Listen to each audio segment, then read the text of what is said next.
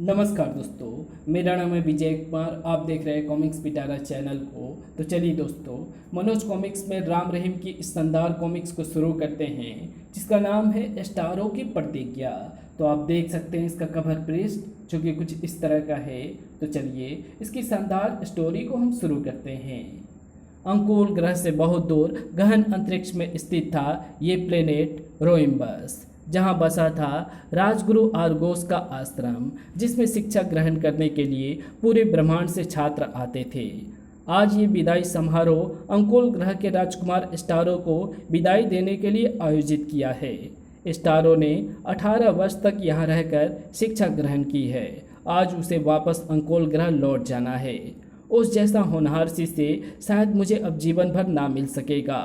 मैं आप सबसे यही अपेक्षा करता हूं कि आप भी स्टारो जैसा शिष्य बनकर दिखाएं।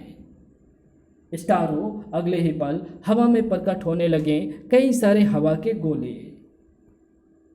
धीरे धीरे गोले आपस में जुड़कर ले रहे थे एक मानव रूप, और जब ये मानव कृति पूर्ण हुई तो जो सामने खड़ा था वो था स्टारो।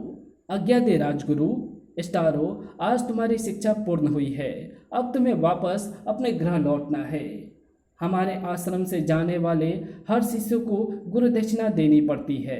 किंतु किंतु क्या राजगुरु? चौंक पड़ा था स्टारो।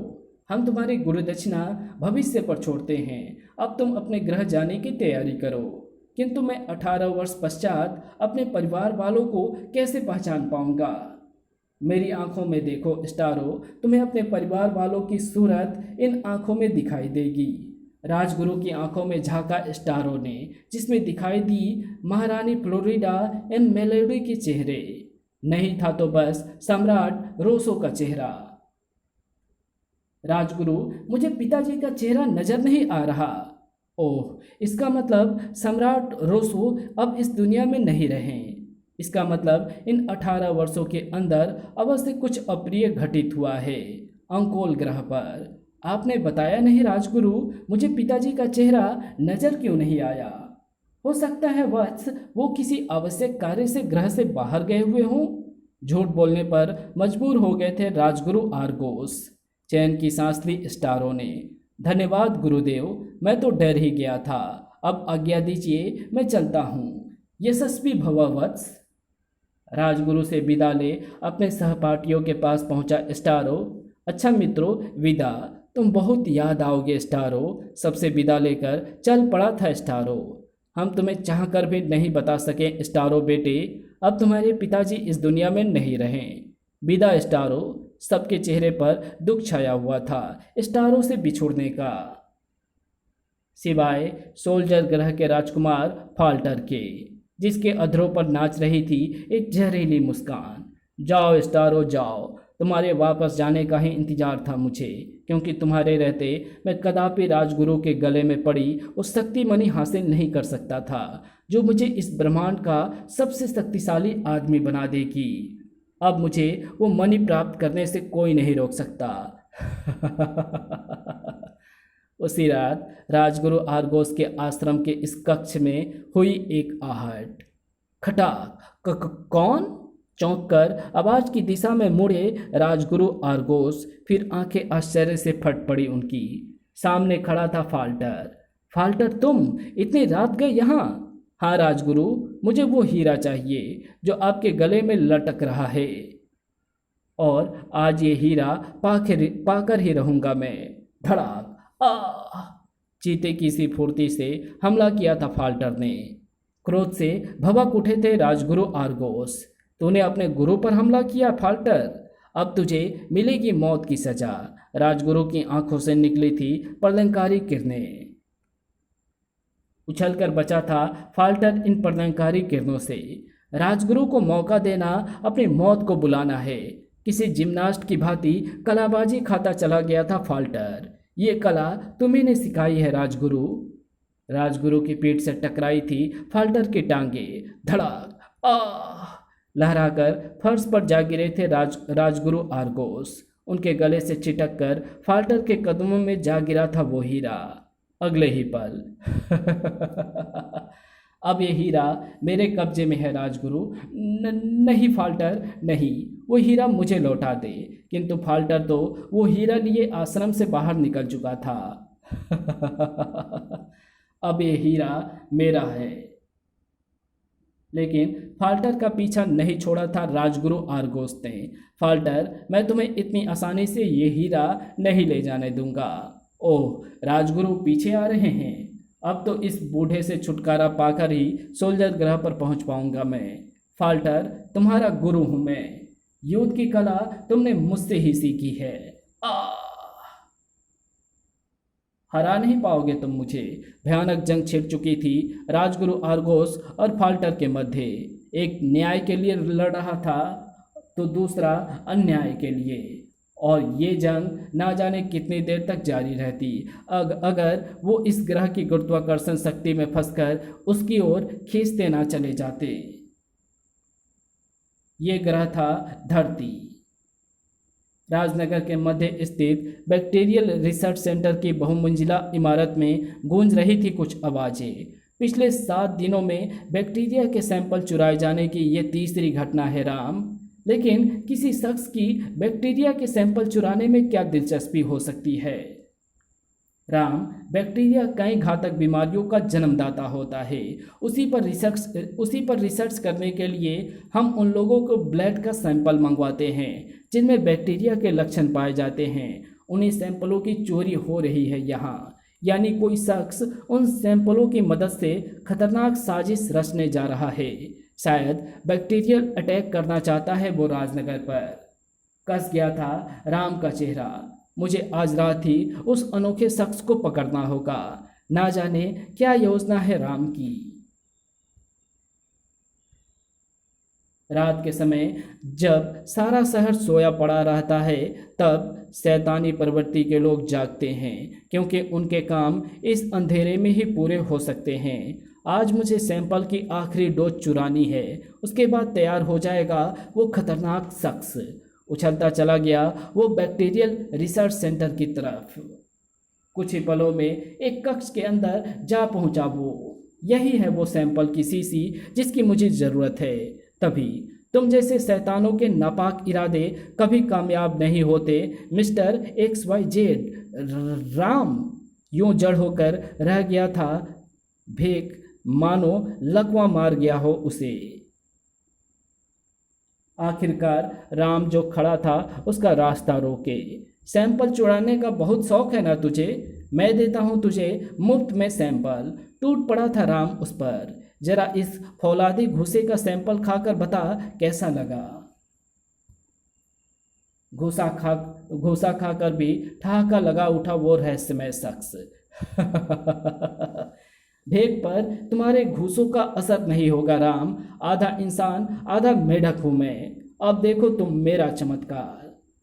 अगले ही पल भेक ने दे मारा था राम को दीवार पर। यह है तेरे घूसे का जवाब। भड़ाक तड़प उठा था राम भेक के इस वार पर।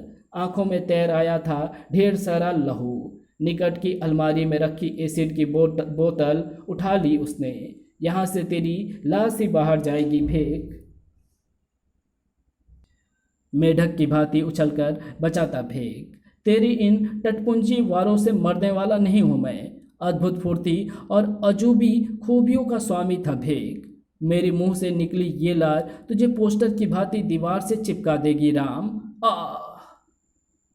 एक तीव्र झटके के साथ दीवार से जा टकराया राम और चिपक कर रह गया। उफ, फेविकोल से भी ज़्यादा खतरनाक है भेक की लार, जिसने दीवार से चिपका कर रख दिया है मुझे। इधर खिड़की से बाहर छलांग लगा चुका था भेक। खनाक, bye Ram, see you again. डर। अजीबोगरीब तरीके से उछलता राम के अंधेरे में ना जाने अजीबोगरीब तरीके से उछलता रात के अंधेरे में ना जाने कहाँ गायब हो गया था वो। आखिरी सैंपल मेरे हाथ में है। आज मेरा मकसद पूर्ण हुआ। इस बात से बेखबर था वो कि एक हाथ उसका पीछा कर रहा था, जो कि निसंदेह रहीम का था। इधर पृथ्वी की गुरुत्वाकर्षण शक्ति में फंसकर राजगुरु आरगोस और फाल्टर पहुंच चुके थे राजनगर से बाहर स्थित इस पहाड़ी पर, और उनमें छिड़ी थी भयानक जंग। तू यदि पाताल तक भी जाता तो भी मैं तेरा पीछा छोड़ने वाला नहीं था फाल्टर। मुझे माफ़ कर दो राजगुरु, माफ़ कर दो मुझे। तुझे माफ़ी नहीं, मौत मिलेगी फाल्टर। तेरी मौत अन्य शिष्यों के लिए एक सबक होगी। झेल नहीं पाया फाल्टर राजगुरु आर्गोस के सीने से निकली संहारक शक्ति को। भचाक! आह! किसी गुब्बारे की भांति फोड़ डाला था संहारक शक्ति ने फाल्टर का जिस्म। हीरा वापस हासिल कर लड़खड़ाते कदमों से एक और चल पड़े राजगुरु आर्गोस। गंभीर रूप से घायल हो गया हूं मैं, मदद की सख्त ज़रूरत है मुझे। आशा की एक किरण नजर आई उन्हें, वो इमारत नजर आ रही है। शायद कोई मददगार मेरी मदद करते। बढ़ते चले गए थे राजगुरु के कदम इमारत की ओर। ये दृश्य देख चमक उठी थी किसी की आंखें। ये हीरा तो बहुत ही चमत्कारी है। यदि ये मेरे हाथ लग जाए तो मेरे आविष्कार में 4 चांद लग जाएंगे। ये तो भेक है, लेकिन ये अकेला क्यों है? इसके पीछे लगा रहीम कहाँ गया, गायब हो गया?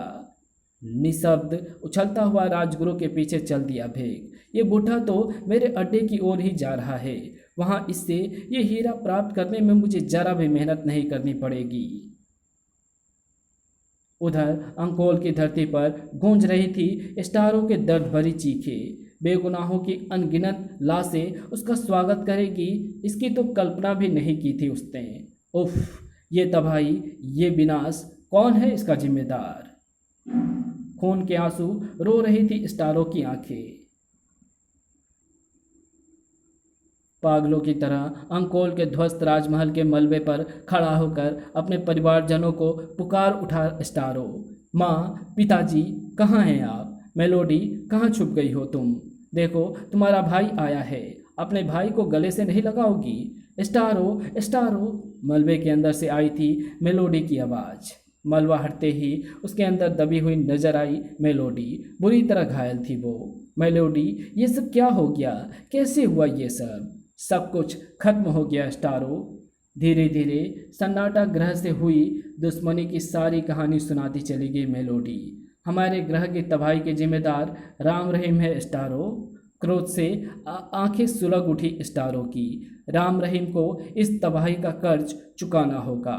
स्टारो, शायद तुम्हारी सूरत देखने के लिए ही मेरे प्राण शेष बचे थे जिस्म में। अलविदा मेरे भाई। गर्दन एक और ढलक गई थी मेलोडी की। मेलोडी! हलक फाड़कर चीखा था स्टारो। जरा जरा कांप उठा था उसकी चीख से। तभी गूंजी महारानी फ्लोरिडा की कांपती आवाज़। स्टारो, मेरे बेटे, तुमने आने में एक दिन, सिर्फ एक दिन की देर कर दी। काश तुम पहले आ गए होते। आंसुओं से भीगा चेहरे ऊपर उठाया स्टारो ने। माँ, ये सब क्या हो गया? क्या पूरे ग्रह पर कोई जीवित नहीं बचा? पूरे अंकोल ग्रह पर सिर्फ 1/4 आबादी जीवित बची है स्टारो। मेलोडी की लाश के निकट जा बैठी महारानी फ्लोरिडा।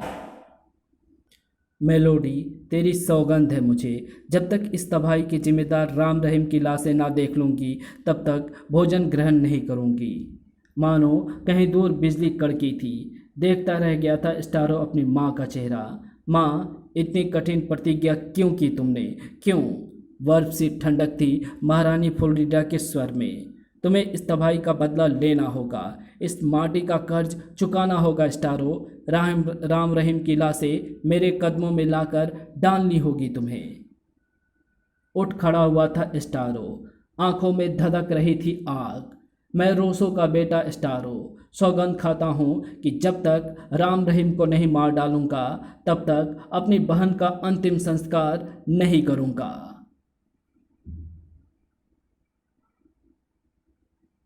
स्टारो की प्रतिज्ञा। दहाड़ उठा स्टारो। मैं आ रहा हूँ कमीनों। अंकोल ग्रह की तबाही का जवाब देना होगा तुम्हें। मेरी माँ के एक एक आंसू की कीमत चुकानी होगी तुम्हें। मेरी बहन के जिस्म पर पड़े एक एक जख्म का बदला लूँगा मैं तुमसे। तुम्हें कर्ज चुकाना होगा और वो कर्ज होगा सिर्फ और सिर्फ तुम्हारी मौत। अगले ही पल हवा के गोलों में बदलता चला गया था स्टारो। अंकोल ग्रह से बाहर निकल चुके थे ये हवा के गोले। इधर राजगुरु आर्गोस इमारत में प्रवेश करते ही फंस गए थे भारी मुसीबत में। आह, कैसी मशीन है ये जिसमें चिपक कर रह गया हूँ मैं। धीरे धीरे मेरी शक्ति क्षीण होती जा रही है। ये मेरी डेथ मशीन है राजगुरु आर्गोस, जो धीरे धीरे अपनी शिकार का सारा खून चूस लेती है। कौन हो तुम और हमें कैसे जानते हो? भेग नाम है मेरा, आधा मानव आधा मेढक हूँ मैं। तुम्हारे और फाल्टर के बीच हुए इस हीरे के लिए जो भयानक युद्ध हुआ था उसका चश्मदीद गवाह हूँ मैं। आप तो मरने जा रहे हैं, अब ये हीरा मेरे काम आएगा। अजूबे के निर्माण में 4 चांद लगा देगा ये हीरा। झपट लिया था भेग ने हीरा। चीख उठे राजगुरु, नहीं, ये हीरा मुझे वापस लौटा दे दोस्त। जबकि ठहाके लगाता हुआ बाहर निकल गया था भेग। राजनगर का भीड़ भाड़ वाला इलाका, नेहरू बाजार, जहां प्रकट होने लगे थे ढेर सारे गोले, जो धीरे धीरे जुड़कर एक आकृति धारण कर रहे थे। क्या है ये? कहाँ से आए हैं ये हवा के गोले? जब हवा के गोले आपस में जुड़ते हैं तो जन्म लेता है स्टारो। Yes, I M A स्टारो। भगदड़ मच गई थी बाजार में। भागो, ना जाने कौन है। दंगा फसाद करने के लिए राजनगर ही क्यों नजर आता है सबको। अगले ही पल हवा में उछलता चला गया था स्टारो। राजनगर में तबाही की शुरुआत होगी इस बाजार से। जहां कहीं भी छुपे होंगे राम रहीम, उन्हें मेरे सामने आना ही होगा। स्टारो के हाथ में उगली किरणें बड़ाम जो टकरा गई थी इस बहुमंजिली इमारत से। अगले ही पल भर भरा कर गिर पड़ी वो इमारत। घर धड़ाम। तबाही मचाकर एक और उड़ता चला गया था स्टारो। स्टारो की निगाहों से कब तक छुपोगे तुम कमीनों? आखिर कब तक? तुम्हें सामने आना ही पड़ेगा। इस तबाही का सूचना पाकर उछल पड़े थे कमिश्नर देश पांडे। वाट? राजनगर एयरपोर्ट की तरफ गया है वो, उसे रोको, हर हालत में रोको उसे। राम को खबर करनी होगी, अब वही स्टारो को रोक सकता है। डायल पर थिरक उठी थी कमिश्नर की उंगली। अगले ही पल, यस राम, स्टारो नाम है उसका। तुम्हें और रहीम को ही खोज रहा है वो। मैं फौरन एयरपोर्ट पहुंच रहा हूं अंकल। कुछ देर बाद हैरानी की सागर में डूबा राम एयरपोर्ट की ओर उड़ा चला जा रहा था। कौन है ये स्टारो जो मेरी रहीम की खोज में तबाही मचा रहा है? और रहीम भी ना जाने कहाँ रह गया है। कल रात से भेग के पीछे लगा हुआ है वो। अभी तक उसने भी कोई संपर्क स्थापित नहीं किया है। इधर समस्त घटनाओं से अनजान रहीम यहाँ क्या कर रहा है? किसकी तलाश है इसे? कल रात अंधेरे का लाभ उठाकर भेग यहीं कहीं गायब हो गया था। ओह, तो रहीम को भेग की तलाश है। मुझे उस पहाड़ी के पीछे चलकर देखना चाहिए। सांप की तरह बलखाती पहाड़ी सड़क पर दौड़ रहा था रहीम। भेग की तलाश में भटकता हुआ रहीम जा पहुंचा था वहां जहां पड़ी थी फाल्टर की लाश। अरे, किसकी लाश है ये? बड़ी बेरहमी से कत्ल किया गया है इसका। पोशाक से तो ये किसी दूसरे ग्रह का लगता है।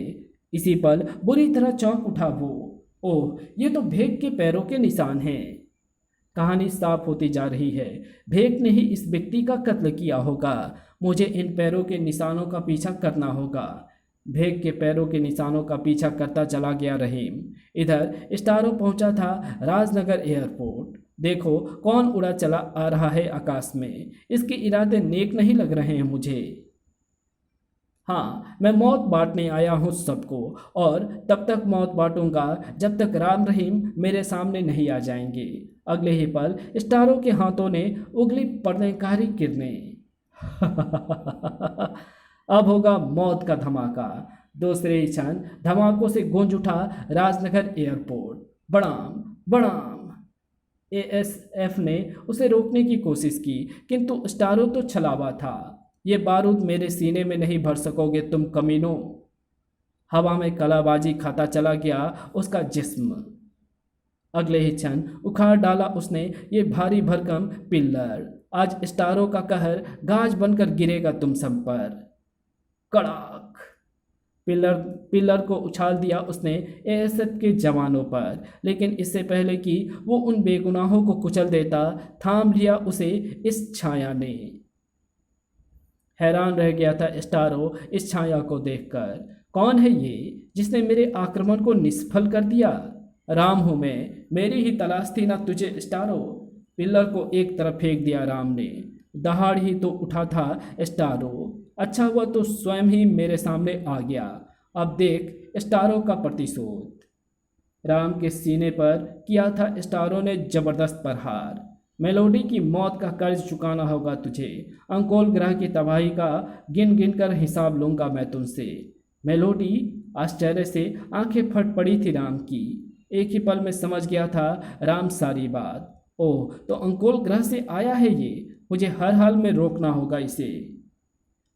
इधर किसी चक्री की भांति घूमता चला गया था स्टारो के हाथों से निकली कई सारी किरणें। झुककर बचा था राम इन किरणों से। अगले ही पल स्टारो के चेहरे पर पड़ा राम का प्रचंड गुस्सा। उछलकर दूर जा गिरा था स्टारो। दूसरे ही क्षण किसी कुशल नट की भांति उछलता चला गया स्टारो। स्टारो ने तुझे लाश में बदलने की सौगंध खाई है कमीने, और आज तुझे लाश में बदल कर छोड़ूंगा मैं। उफ, मुझे अपनी शैडो पावर का इस्तेमाल करना होगा। राम ने दबाई अंगूठी। अगले ही पल छाया में बदलता चला गया वो। स्टारो, तेरा मुझे लाश में बदलने का सपना अधूरा रह गया। इसका मुझे बेहद खेद है। स्टारो का बदला अवश्य पूरा होगा राम। अब तो स्वयं मेरे पास चलकर आएगा। उछलता चला गया था स्टारो बोइंग 707 पर। कांप उठा था राम स्टारो की चाल समझकर। मैं तेरी चाल समझ गया स्टारो। इन लोगों की जान बचाना चाहते हो तो अपने असली रूप में आ जाओ राम, वरना किरणों से घिरा ये विमान जिसका नियंत्रण अब मेरे हाथ में है टकरा जाएगा इस इमारत से। बेबस हो चुका था राम। लौट आना पड़ा उसे अपने विजिबल रूप में। तेरी मौत का तमाशा बहुत ही जबरदस्त होगा राम। ठहाके लगाता चला गया था स्टारो। बेबस होकर रह गया राम। और कुछ समय पश्चात, देख राम, अगर कुछ समय में तेरा साथी यहाँ नहीं आया तो ये विमान टकरा जाएगा तुझसे। चीथरे चीथरे हो जाएंगे तेरे, जिन्हें समेट कर मैं ले जाऊंगा अंकोल ग्रह। उफ, विमान में बैठे सैकड़ों लोगों की जान खतरे में पड़ गई है। बेबस होकर रह गई थी पुलिस फोर्स। अब हम क्या करें सर? जब तक राम स्टारो की कैद में है हम उसके खिलाफ कोई एक्शन नहीं ले सकते हैं। अब राम की जिंदगी और मौत में कुछ समय का फासला शेष था। दूसरी तरफ राम सोच रहा था कुछ और। ना जाने रहीम इस वक्त कहाँ होगा। इधर भेग के कदमों का पीछा करता रहीम पहुंच चुका था उसकी इमारत के निकट। ये इमारत ही भेग का अड्डा लगती है। अंदर जाने से पहले मुझे अदृश्य होना होगा और उसमें मदद करेगा ये बल्ब। अगले ही पल अदृश्य होता चला गया रहीम का शरीर। अब मेरा हाथ प्रवेश करेगा इमारत में और मैं अदृश्य रूप में इसके साथ रहूंगा। इमारत में प्रवेश करके एक लंबी गैलरी से गुजरता हुआ इस विशाल हॉल में पहुंचा रहीम का हाथ। चौंक उठे थे राजगुरु आरगोस इस हाथ को देखकर। किसका हाथ है ये? कहाँ से आया है तू? तो जो भी है हो, मुझे मेरे सवाल का जवाब दो। पहले आप मेरे सवाल का जवाब दीजिए। कौन हैं आप और यहाँ कैसे बंधे पड़े हैं? जवाब में राजगुरु आरगोस सुनाते चले गए रहीम को सारी कहानी सुनने के बाद रहीम के हाथ ने खोल डाले राजगुरु आरगोस के बंधन। किंतु भेग आपसे हीरा छीनकर कहाँ गया होगा पता नहीं, किंतु वो उस हीरे का गलत इस्तेमाल अवश्य करेगा। इसी पल हॉल में गूंज उठा कानों के पर्दे फाड़ देने वाला शोर। क्री! ओह, ये सायरन की आवाज़, जरूर कोई खतरा है। हमें फौरन यहाँ से बाहर निकलना होगा। बिजली की गति से बाहर लपके थे दोनों। इस इमारत से जितनी दूर निकल जाएं उतना ही अच्छा है। सही कहा था रहीम ने। इसी पल हुआ था कर्णभेदी विस्फोट। कांप उठा था पहाड़ी का जर्रा जर्रा, पर कच्चे उड़ गए थे उस इमारत के। बड़ा ओह, एक पल की भी देरी प्राण घातक सिद्ध हो सकती थी। सनसना कर रह गया था रहीम का मस्तिष्क। अवश्य ही भेग कहीं और बैठा इस इमारत पर नजर रख रहा होगा। राजगुरु सचमुच बहुत खतरनाक है वो। लेकिन तुम कौन हो बेटे जो फरिश्ते की तरह मुझे बचाने आ गए? जवाब में रहीम राजगुरु को सारी कहानी सुनाता चला गया। राजगुरु, अब हमें शीघ्र ही राजनगर चलकर राम से मिलना होगा। उसी के साथ भेग के विषय में आगे चर्चा होगी। कुछ ही क्षणों में दोनों राजनगर की ओर बढ़ रहे थे। राजनगर एयरपोर्ट पर छाया हुआ था कब्रिस्तान सा सन्नाटा। देख कमीने, ये विमान तेरी तरफ बढ़ता चला आ रहा है। अब तुझे कोई नहीं बचा सकता। उफ, विमान में बैठे सैकड़ों यात्रियों की जान लेने पर तुल गया है ये पागल। हर किसी के चेहरे पर कत्थक कर रहा था खौफ। अब राम को कोई नहीं बचा सकेगा। उफ, क्या राम की मौत देख पाऊंगा मैं? कुछ ही पलों में खत्म होने वाला था सारा खेल, लेकिन जरा ठहरो, इस खेल का एक खिलाड़ी अभी बाकी है, और वो है हवा में तैरता चला आ रहा रहीम का हाथ। किसका हाथ है ये? रहीम सही समय पर आया है ये। एक ही पल में तोड़ डाले थे उसने राम के बंधन।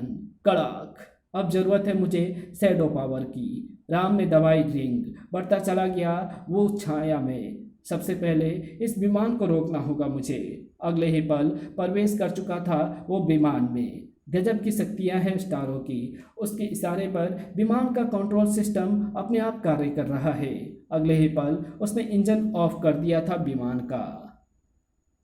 कोई भयानक हादसा होने से पहले ही रुक गया था विमान। अब बाहर निकल कर देखता हूँ स्टारों को। इधर बाहर स्टारों जा भिड़ा था रहीम से। तू भी अंकोल ग्रह की तबाही का जिम्मेदार है, तुझे भी मिलेगी मौत की सजा कमीने।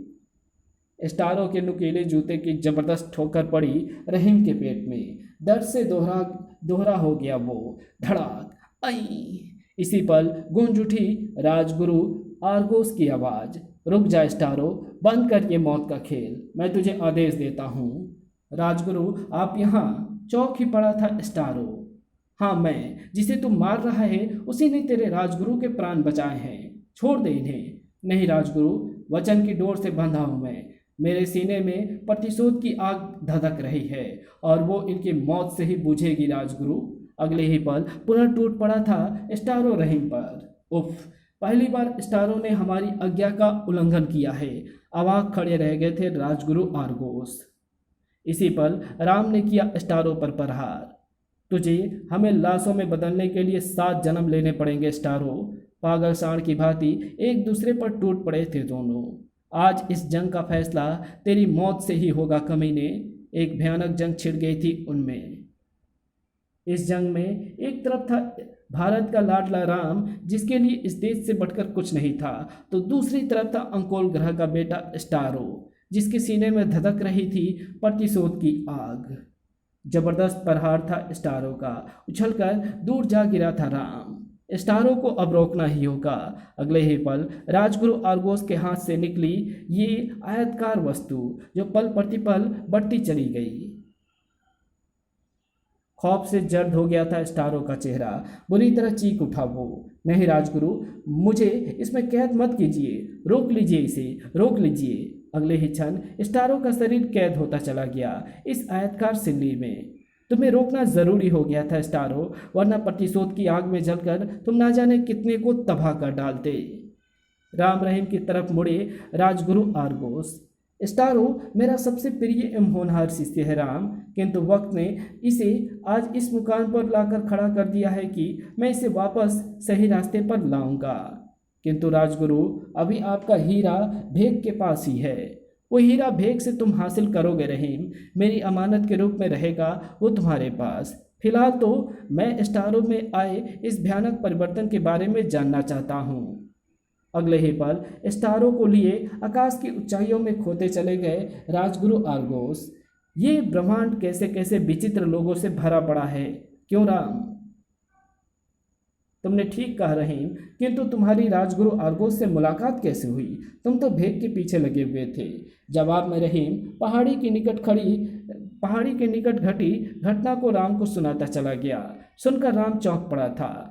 ओ, अनोखी शक्तियों का स्वामी होने के साथ साथ महाखतरनाक भी है भेग। हमें हर हाल में उसका पता लगाना होगा। इधर राजनगर से बहुत दूर कहीं पर स्थित था भेग का हेडक्वार्टर।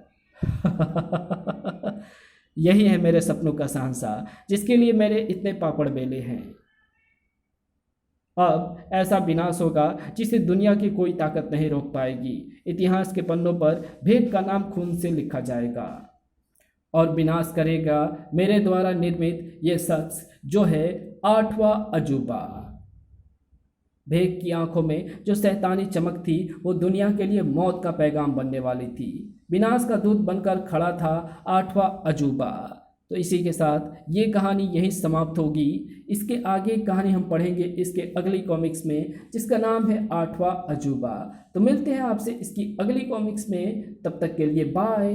अगर आपको ये वीडियो पसंद आई हो तो इस वीडियो को लाइक शेयर कमेंट ज़रूर कर देना। चैनल पे नए हो तो चैनल को सब्सक्राइब कर ऑल नोटिफिकेशन को सिलेक्ट ज़रूर कर देना, और ये बिल्कुल फ्री है।